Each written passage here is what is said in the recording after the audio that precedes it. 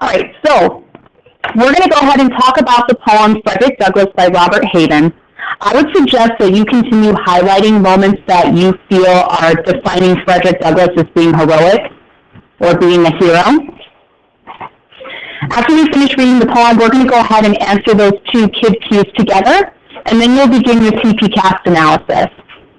I'm going to read the poem aloud to you folks because there's pieces I want to emphasize to you. All right, let's go ahead and begin. Frederick Douglass by Robert Hayden. When it is finally ours, this freedom, this liberty, this beautiful and terrible thing, needful to man as air, usable as earth, when it belongs at last to all, when it is truly instinct, brain matter, diastole, systole, reflex action, when it is finally one, when it is more than the gaudy mumbo-jumbo of politicians, this man, this Douglass, this former slave, this Negro, beaten to his knees, exiled, being in a world where none is lonely, none hunted, alien, this man, superb in love and logic, this man shall be remembered. Oh, not with statues' rhetoric, not with legends and poems and leaves of bronze alone, but with the lives grown out of his life, the lives fleshing his dream of the beautiful, needful thing. Okay, so we've got a couple of kid cues that we need to answer here. So this is number, is it 7 and 8? I believe it's 7 and 8 that we're on.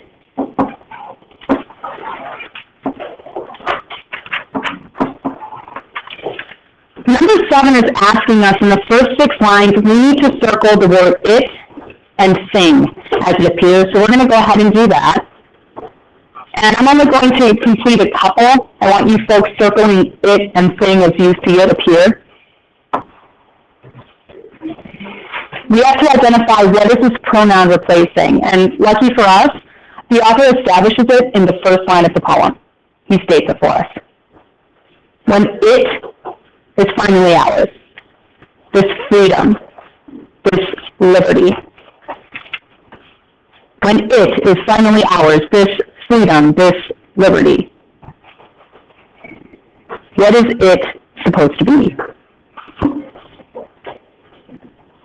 What do you say, Mandy? Freedom. Yes, freedom and liberty itself.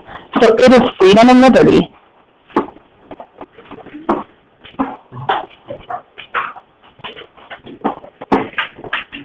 See, but the second part of the kid question is asking, how is it described? So what I want you to do is I want you to box in that first portion. I'm going to give you a couple short instances to help you understand what I'm hinting at. When you finally do your homework, when you finally take the dog out for its walk, when you finally have had enough that you scream, does that mean you've done these things yet? No. No. We're talking about it being in the future.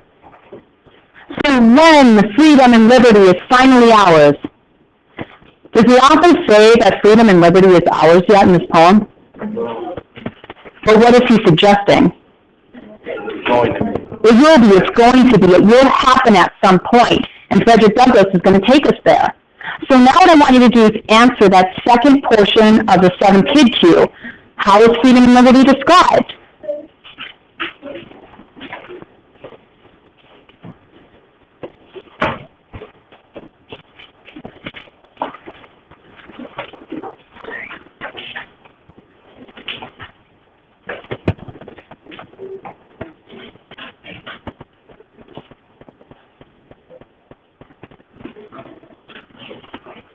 And that's going to take us to the kid cue number 8. This one's pretty simple for us to figure out. It asks, what was the cause of both men? Lincoln and Douglas. Both of these men fought for the same cause. They just went around it in a different manner. So what did Lincoln and what did Douglas fight for? What do you say, Kevin? Freedom. Yep, simple enough. These men were fighting for freedom. One man was fighting for an entire nation. The other man started just for himself, but was trying to take it a step further. So now what you need to do is have that TP-CAST analysis form in front of you, and we're going to start that piece.